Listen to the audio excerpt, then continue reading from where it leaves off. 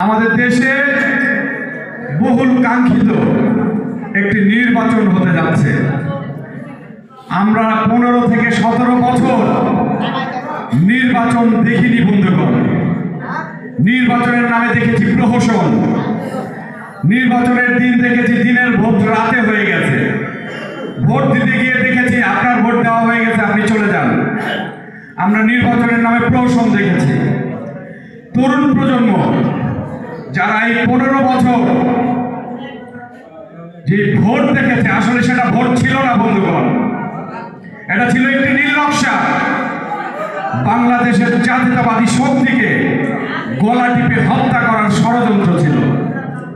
কিন্তু মির্জা ফখরুল ইসলাম আলমগীর স্যার একটি কথা বলেন, বিএনপি হলো সেই ফিনিক্স পাখি, ধ্বংসস্তূপ থেকে যিনি বারবার জন্ম নেয়, তার নাম হচ্ছে বিএনপি।